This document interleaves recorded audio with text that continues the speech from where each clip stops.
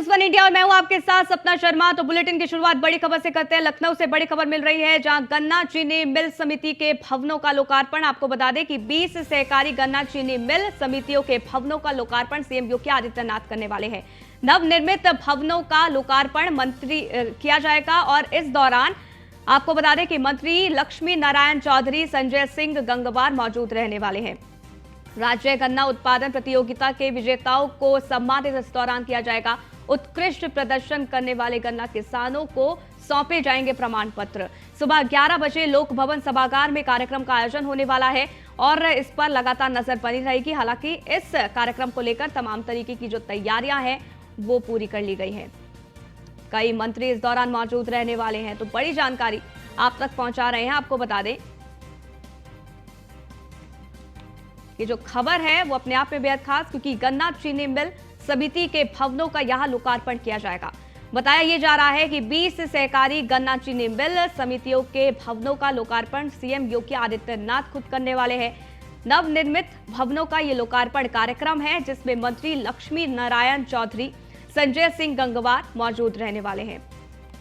राज्य गन्ना उत्पादन प्रतियोगिता के विजेताओं को इस दौरान सम्मानित सीएम योगी आदित्यनाथ के द्वारा किया जाएगा। उत्कृष्ट प्रदर्शन करने वाले गन्ना किसानों को सौंपे जाएंगे प्रमाण पत्र।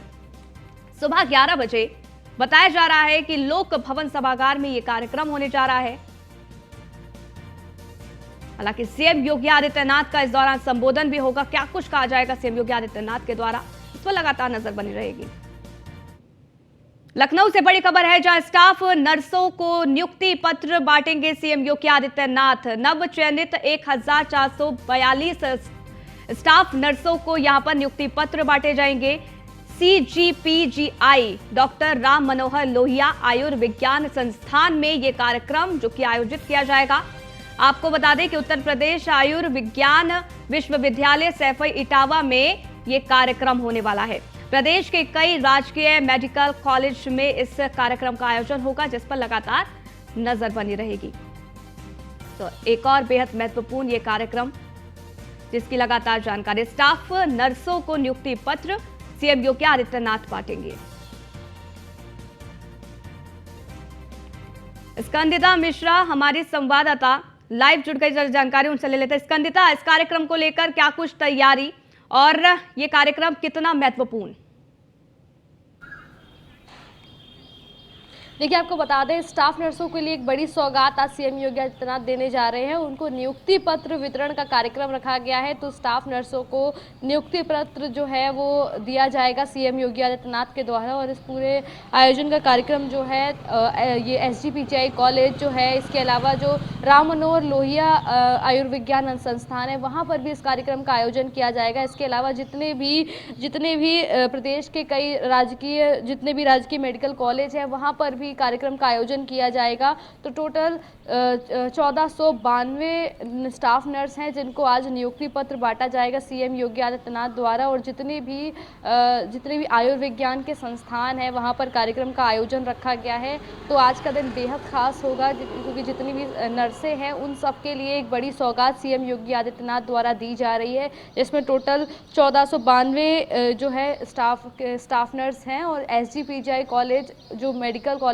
भी है और अस्पताल भी है। इसके अलावा जो राम मनोहर लोहिया है आयुर्विज्ञान मेडिकल संस्थान, वहाँ पर भी इस कार्यक्रम का आयोजन हुआ है। सीएम योगी आदित्यनाथ खुद पहुंचेंगे, अपने हाथों से सभी स्टाफ नर्सों को नियुक्ति पत्र वितरण करेंगे। इसके अलावा जो स्वास्थ्य मंत्री हैं वो भी मौजूद रह सकते हैं। तमाम और भी पार्टी के पदाधिकारी जो है वो भी नर्सों के लिए बहुत बड़ी सौगात है। स्कंदिता, वो पहले से बिल्कुल बने रहिएगा, क्योंकि आगे भी आपसे अपडेट हम लेते रहेंगे। आगे बढ़ते हैं, सीतापुर से खबर आपको बता दें, जहां सपा का 2 दिवसीय कार्यकर्ता प्रशिक्षण शिविर है। प्रशिक्षण शिविर में शामिल होंगे अखिलेश यादव, ये बड़ी जानकारी। इसके साथ ही 2024 चुनाव को लेकर कार्यकर्ता ट्रेनिंग देंगे।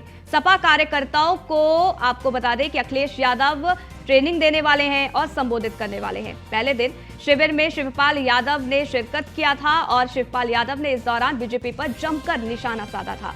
बीजेपी को शिवपाल यादव ने असुरों की पार्टी बताया था। नैमिषारण्य की धरती असुरों के संग्राम के लिए जानी जाती है। शिविर में असुरों से निपटने के लिए प्रशिक्षण दिया जा रहा है। सपा कार्यकर्ता असुरों का संहार करने का काम करेंगे।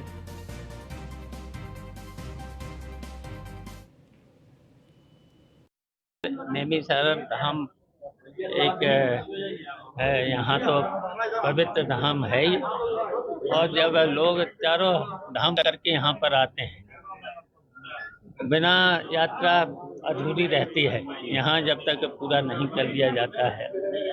और ये सही है कि यहाँ पर जब हम लोगों ने यहाँ पर अपने कार्यकर्ताओं को प्रशिक्षण देने का किया है, तो निश्चित असुरों का भारतीय जनता पार्टी का दोहरा चरित्र है। वो ही लोग इस बात को कहेंगे जब हम यहाँ पर आए हैं जी।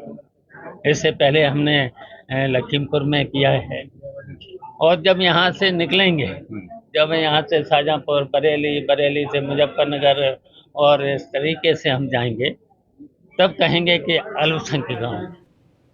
स्कंदिता मिश्रा लगातार हमारे साथ बनी हुई है। स्कंदिता, यहाँ पर सपा की तरफ से अब लोकसभा चुनाव 2024 को लेकर तैयारियां की जा रही है।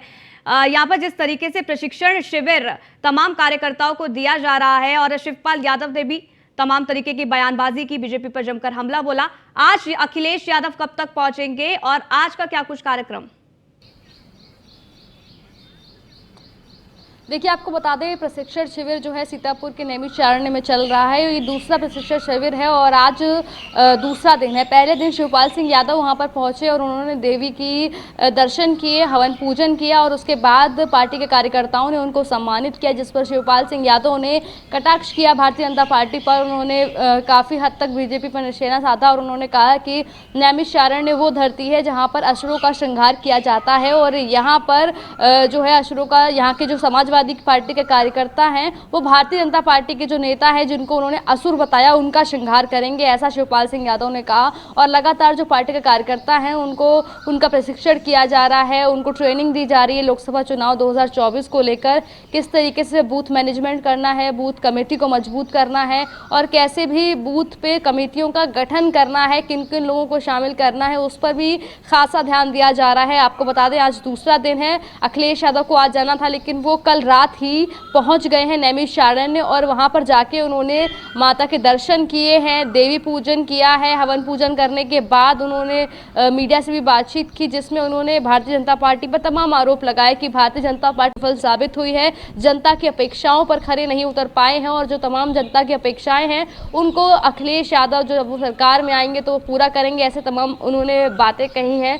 और उनका मानना है कि लोकसभा चुनाव 2024 में जो है बम्पर तरीके से समाजवादी पार्टी हराएगी भारतीय जनता पार्टी को, और उसको लेकर वो लगातार प्रयास कर रहे हैं, चाहे वो प्रशिक्षण शिविर के जरिए सभी उत्तर प्रदेश के सभी 75 जिलों में प्रशिक्षण शिविर लगाना हो, जितने भी लोकसभा क्षेत्रों के सांसद हो उनका रिपोर्ट कार्ड तैयार कराना हो, या जन अपेक्षाओं का ब्यौरा तैयार कराना हो। इस पर अखिलेश यादव खास ध्यान दे रहे हैं। अपने पार्टी के जितने भी पदाधिकारी हैं उनको जिम्मेदारियां सौंपी हैं कि लगातार तमाम तरीके की जिम्मेदारियां यहाँ पर सौंपी भी गई है, और आने वाले समय पर किस तरीके से आगे बढ़ा जाए इसको लेकर रणनीति यहाँ बनाई जाएगी, कार्यकर्ताओं को इस बारे में बताया जाएगा। बहुत बहुत शुक्रिया स्कंदिता, हमारे साथ जुड़ने के लिए, जानकारी हम तक साझा करने के लिए। लखनऊ से खबर है, जहां डिप्टी सीएम ब्रजेश पाठक का हरदोई दौरा है। आपको बता दें, जनसभा को संबोधित करेंगे डिप्टी सीएम ब्रजेश पाठक।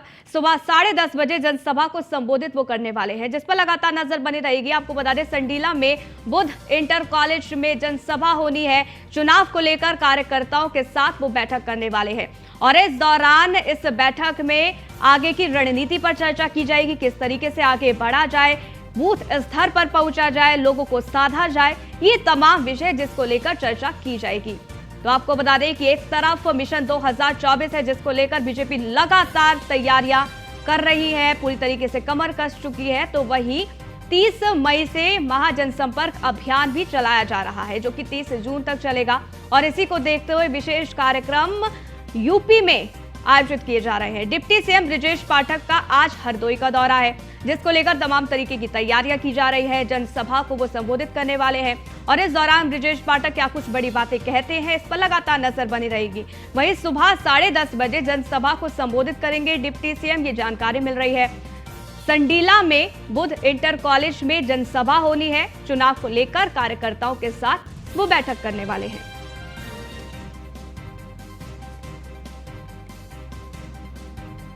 तो आशीष सिंह हमारे संवाददाता जुड़ गए, ज्यादा जानकारी उनसे लेते हैं। आशीष, क्या कुछ जानकारी डिप्टी सीएम ब्रजेश पाठक के इस कार्यक्रम को लेकर, क्योंकि देखिए यहाँ पर मिशन 2024 भी है और 30 मई से जिस तरीके से मां जनसंपर्क अभियान की शुरुआत हुई है उसके तहत जिले दर जिले पहुंच रहे हैं ब्रजेश पाठक और यहाँ पर जनसंवाद कर रहे हैं, कार्यकर्ताओं के साथ बैठक कर रहे हैं।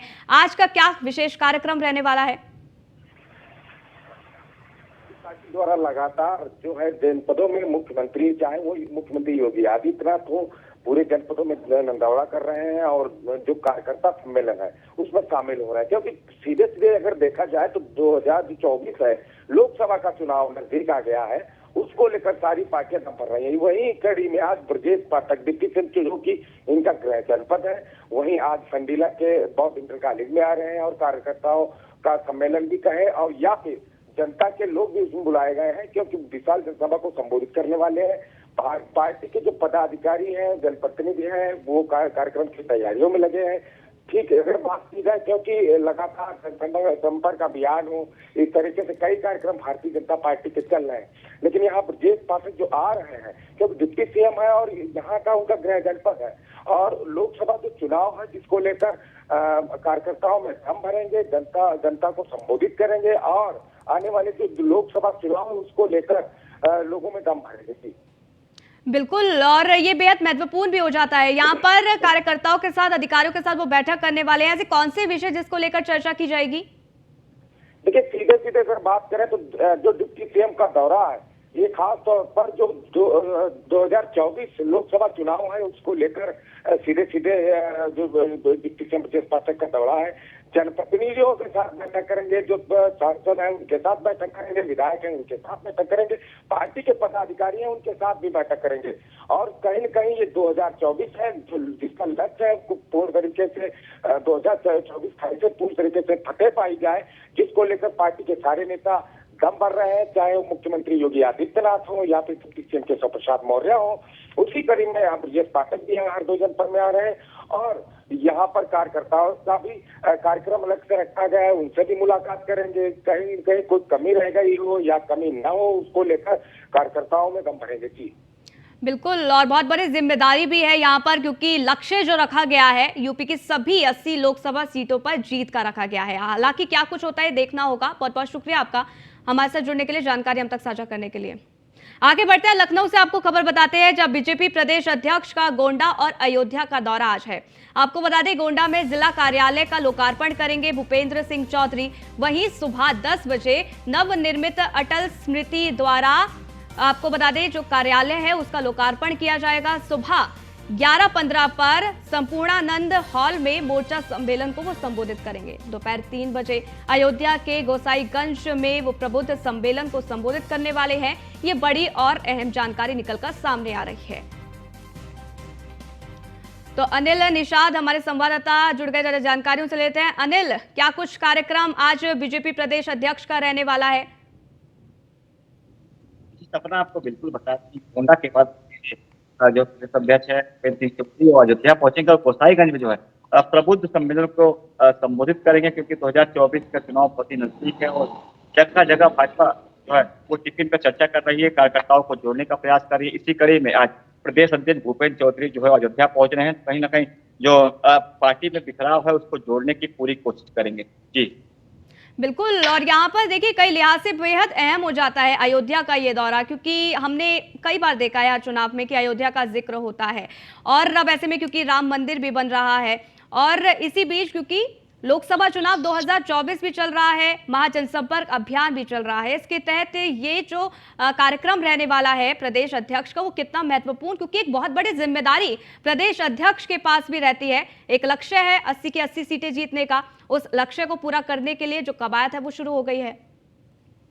जी बिल्कुल, प्रदेश अध्यक्ष के ऊपर बहुत बड़ी जिम्मेदारी, क्योंकि अयोध्या जो है वो चुनाव का केंद्र बिंदु रहता है, चाहे वो लोकसभा का चुनाव हो चाहे वो राज्यसभा चुनाव जो है अयोध्या के इर्द गिर्द रहता है, जिसको लेकर के अयोध्या बहुत ही महत्वपूर्ण मानी जाती है। अब राम मंदिर का निर्माण हो रहा है तो जो प्रदेश अध्यक्ष जो है राम मंदिर के नाम पर भी वोट लेने का प्रयास करेंगे और कहीं ना कहीं अयोध्या से एक बड़ा संदेश देंगे लोकसभा चुनाव के लिए कि जो 80 की 80 सीटें हैं वो भाजपा के खेमे में आए, जिसको लेकर के पार्टी के कार्यकर्ताओं को जोड़ने का लगातार प्रयास करेंगे और महिला हो जो प्रबुद्ध वर्ग हो सबके साथ सम्मेलन और बैठकें लगातार भाजपा के जो मंत्री हैं, कार्यकर्ता है, मुख्यमंत्री हैं, सभी वो लगातार कर रहे हैं। जी बिल्कुल, बेहद खास ये कार्यक्रम रहने वाला है बीजेपी प्रदेश अध्यक्ष का, और इस दौरान मंच से क्या कुछ कहा जाता है इस पर लगातार नजर बनी रहेगी। आप नजर बनाए रखेगा, जो भी अपडेट होगी हम तक पहुंचाना। फिलहाल के लिए बहुत बहुत शुक्रिया हमारे साथ जुड़ने के लिए, जानकारी हम तक साझा करने के लिए। आगे बढ़ते हैं, अब बिजनौर से आपको खबर बताते हैं, जहां आरएलडी के राष्ट्रीय अध्यक्ष जयंत चौधरी का दौरा आज है। कई जनसभाएं हैं जिसको वो संबोधित करने वाले हैं। आपको बता दें कि समरसता अभियान के तहत कई कार्यक्रमों में वो शिरकत करेंगे, जिसमें धामपुर नहतौर में कार्यक्रम है जिसमें वो हिस्सा लेने वाले हैं। जिलाध्यक्ष ने किसान मजदूरों से इस दौरान पहुंचने की कार्यक्रम में अपील की है। तो यहां पर अब मिशन 2024 को लेकर तैयारियां शुरू हो गई है। लगातार दौरे पे दौरे हो रहे हैं और इसी को देखते हुए जयंत चौधरी का बेहद महत्वपूर्ण ये दौरा है, जिसको लेकर तैयारियां भी की जा रही हैं। हालांकि आपको बता दें, आरएलडी के राष्ट्रीय अध्यक्ष जयंत चौधरी का ये दौरा, इसको लेकर तैयारियां कर ली गई है। कई ऐसी जनसभा हैं जिसको वो संबोधित करने वाले हैं। इस दौरान क्या कुछ बड़ी बातें उनके द्वारा कही जाएगी ये देखना होगा, लेकिन अब आपको मिनट टू मिनट कार्यक्रम की जानकारी ग्राफिक्स के जरिए समझा देते हैं। आपको बता दें कि सुबह 11 बजे रामपुर में बैरीसाल में जनसभा को वो संबोधित करेंगे। दोपहर 12 बजे फजलपुर में कार्यक्रम में वो हिस्सा लेंगे। दोपहर 1 बजे मंडावर में कार्यक्रम में वो शिरकत करने वाले हैं। इसके साथ ही दोपहर 2 बजे इनामपुरा में ग्रामीणों से संवाद करेंगे। दोपहर 3 बजे मुदफरा में ग्रामीणों से संवाद वो करने वाले हैं। शाम 4 बजे की बात कर ली जाए तो बेगाबाला कार्यक्रम में वो शामिल होंगे। शाम 5 बजे धामपुर और नहतौर में कार्यक्रम है जिसमें वो शामिल होने वाले हैं, और इस दौरान उनकी कई जनसभा हैं जिसको वो संबोधित करेंगे। क्या कुछ बड़ी बातें जयंत चौधरी की तरफ से कही जाती हैं, उस पर लगातार नजर बनी रहेगी। फैसल हमारे संवाददाता जुड़ गए, ज्यादा जानकारियों से लेते हैं। फैसल, क्या कुछ जानकारी इस वक्त जयंत चौधरी के इस दौरे को लेकर, क्योंकि देखिए मिशन 2024 है, अब इसको लेकर तैयारियां की जा रही है। कई जनसभा हैं जिसको वो संबोधित करेंगे, यानी कि तैयारी अभी से ही शुरू। जी बिल्कुल, मैं आपको बता दूं, बिजनौर में जयंत चौधरी की 3 जगह जनसभाएं हैं। बिजनौर की अलग अलग तहसील हैं। सबसे पहले वो बिजनौर आएंगे, फिर उसके बाद वो नहतौर जाएंगे, फिर वो धामपुर जाएंगे। तो कहीं ना कहीं 2024 के चुनाव को मद्देनजर रखकर ये एक प्लान है, क्योंकि उन्होंने चुनाव लड़ना है। और कहीं ना कहीं अब के जो बार अगर बात की जाए तो उन्होंने कहीं ना कहीं नगर पालिका में खाता भी खोला है, क्योंकि बिजनौर में 2 नगर पालिका अध्यक्ष बने हैं आरएलडी के। तो उसकी आभार भी व्यक्त करने आ रहे हैं, जनता को बताने भी आ रहे हैं, और कहीं ना कहीं जनता को लुभाने का काम भी कर रहे हैं, क्योंकि इन जनसभाओं में वो सीधा जनसंपर्क करेंगे और 2024 की प्लानिंग भी कर रहे हैं। और सारे जितने भी आरएलडी के नेता हैं उनसे बात भी करेंगे, और कुछ नेताओं को वो अपने साथ पार्टी में जोड़ेंगे, क्योंकि कुछ नेता जो समाजवादी में थे वो आरएलडी में आएंगे। वो समाजवादी से नाराज हुए हैं तो वो आरएलडी ज्वाइन करेंगे। कितने बजे ये कार्यक्रम की शुरुआत होने वाली है, और कौन कौन से नेता जो इसमें शामिल होंगे इस कार्यक्रम में? अगर बात की जाए अगर कितने बजे की, तो 11 बजे का समय है। लेकिन 11 कोई भी राष्ट्रीय अध्यक्ष लेवल का नेता होता है वो 11 बजे के तो बाद ही आएगा। लेकिन शुरुआत से एंड तक पूरा दिन आज जयंत चौधरी का जो प्रोग्राम है वो बिजनौर रहेगा। बिल्कुल, और प्रोग्राम बेहद खास भी रहने वाला है। फैसल, बहुत बहुत शुक्रिया हमारे साथ जुड़ने के लिए, जानकारी अब तक साझा करने के लिए। तो लखनऊ से खबर है, जहां दुधवा नेशनल पार्क में बाघों की मौत का ये पूरा मामला है। 2 बाघों की मौत मामले का सीएम योगी आदित्यनाथ ने संज्ञान लिया है। घटना की जांच के लिए सीएम योगी ने दिशा निर्देश दे दिए हैं। सीएम योगी ने वन मंत्री ACS 1 से इसके लिए रिपोर्ट भी मांगी है। दुधवा नेशनल पार्क जाकर जांच करने के यहां पर आदेश जारी कर दिए गए हैं। मामले की जांच कर रिपोर्ट जल्द प्रस्तुत करे, सीएम योगी आदित्यनाथ ने ये सख्त निर्देश दिए हैं। यानी कि जिस तरीके से बाघों की मौत हो रही है, इसको लेकर अब सरकार पूरी तरीके से चिंतित नजर आ रही है। 2 बाघों की मौत के बाद यहां पर रिपोर्ट दाखिल करने के लिए अपील की गई है। कहा गया है कि जांच की जाए आखिरकार क्या कुछ कारण रहे जिसके चलते बाघों की मौत हो रही है। इसका संज्ञान खुद सीएम योगी आदित्यनाथ ने लिया और इसके लिए रिपोर्ट उन्होंने मांगी है, निर्देश दे दिए हैं वन विभाग को। हालांकि आपको बता दें कि अभी तक 3 बाघ, जिसमें 2 बाघ और 1 बाघिनी शामिल है, मौत हो गई है, और इसके चलते बेहद यहां पर चिंता का विषय बना हुआ है। और इसी का संज्ञान सीएम योगी आदित्यनाथ ने लिया है और इसके निर्देश दे दिए हैं कि आखिरकार क्या कुछ कारण रहे जिसके चलते मौत हुई है इन बाघों की, इसके बारे में जानकारी जुटाई जाए और ये रिपोर्ट सीएम योगी आदित्यनाथ को दी जाए।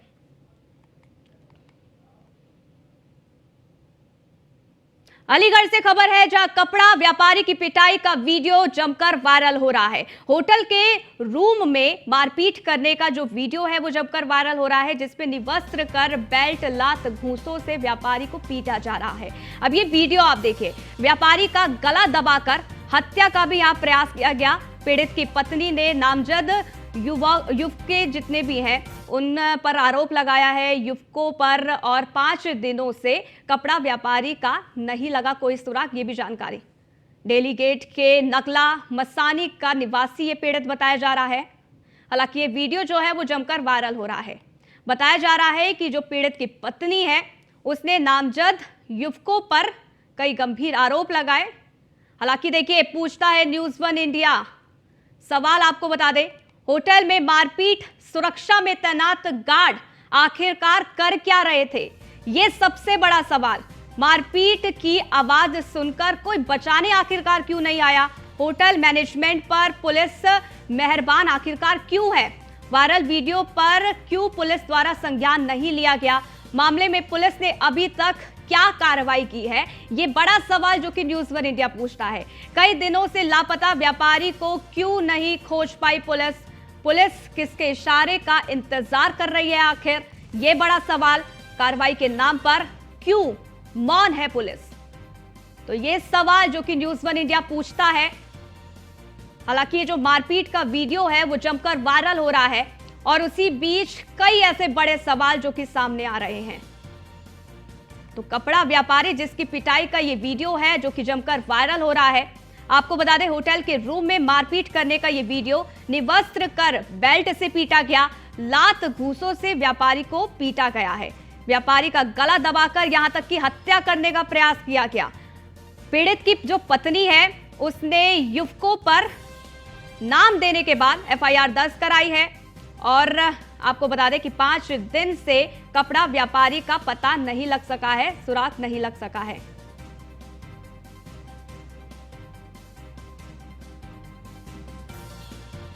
आपको बता दें कि अब ऐसे में कई बड़े सवाल जो कि उत्पन्न हो रहे हैं, सामने आ रहे हैं। होटल में जब मारपीट की गई तो सुरक्षा में तैनात गार्ड क्या कर रहे थे? बड़ा सवाल यह है। और मारपीट की आवाज सुनकर आखिरकार कोई बचाने क्यों नहीं आया? होटल मैनेजमेंट पर पुलिस मेहरबान क्यों है? और ये वही वीडियो है जो कि जमकर वायरल हो रहा है। यहां पर होटल के रूम की ये पूरी तस्वीर, ये पूरी वीडियो है जिसमें बेल्ट से पीटा गया, लात घूंसों से पीटा गया व्यापारी को। व्यापारी का इवन गला दबाकर यहां हत्या करने का प्रयास किया गया।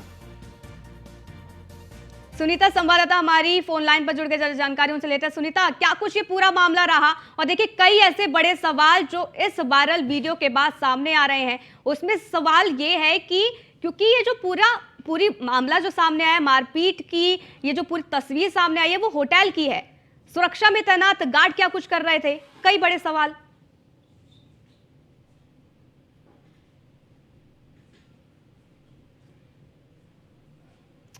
देखिए, लगातार तस्वीरें हम आपको दिखा रहे हैं, ये वही तस्वीरें जो जमकर वायरल हो रही है, और इस वायरल तस्वीर ने कई बड़े सवाल भी उत्पन्न कर दिए हैं, सामने खड़े कर दिए हैं। जिसमें सबसे बड़ा सवाल तो ये उठकर सामने आया है कि होटल में इस तरीके से मारपीट हुई तो सुरक्षा में तैनात गार्ड क्या कर रहे थे? सुनीता हमारी संवाददाता जुड़ गए, ज्यादा जानकारी उनसे लेते हैं। सुनीता, क्या कुछ ये पूरा मामला रहा, और क्या अब इस पूरे जो तस्वीर सामने आई है, जो वीडियो सामने आई है वो जमकर वायरल हो रही है, कि पुलिस द्वारा संज्ञान लिया गया है इस वीडियो का? और अगर लिया गया है तो क्या इस पूरे मामले पर कोई कार्रवाई? आपको बता दें कि अलीगढ़ के दिल्ली गेट का ये मामला है। जो व्यापारी है वो काफी अच्छा व्यापारी था। वहाँ पे एक अतीक नाम का एक बदमाश है जिसने उसे अगवा किया। कई दिनों से वो अगवा था। अगवा करने का उसे कई दिन तक होटल में रखा गया। होटल में उसके साथ बहुत ही अभद्रता की गई और मारपीट भी की गई है। उसको जान से मारने का प्रयास भी किया गया है, और यह वीडियो जमकर वायरल हो रहा है। उसके बावजूद भी पुलिस ने अभी तक कोई संज्ञान नहीं लिया, ना ही कोई ऐसा कदम उठाया है जिससे उसको बचाया जा सके। उसकी पत्नी जमकर विरोध कर रही है और अपने न्याय के लिए गुहार लगा रही है पुलिस से। बिल्कुल, और पीड़ित की जो पत्नी है उसकी तरफ से नामजद जो युवक हैं उनके खिलाफ एफआईआर भी दर्ज कराई गई है। लेकिन सुनीता, क्या इस बारे में जानकारी निकलकर सामने आई है कि आखिरकार ये मारपीट क्यों की गई? कौन सा मामला था, क्या मुद्दा था?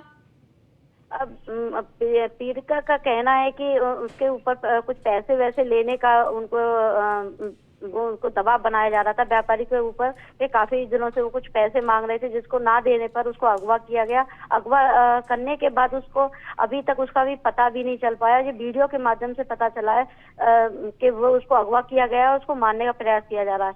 उसके बाद भी पुलिस ने अभी तक कोई संज्ञान नहीं लिया। वो महिला दर दर की ठोकरें खा रही है। चलिए सुनीता, बहुत बहुत शुक्रिया हमारे साथ जुड़ने के लिए, जानकारी हम तक साझा करने के लिए। तो इस बुलेटिन में फिलहाल के लिए बस इतना ही, रुकेंगे एक छोटे से ब्रेक के लिए। देखते रहिए न्यूज़ 1 इंडिया।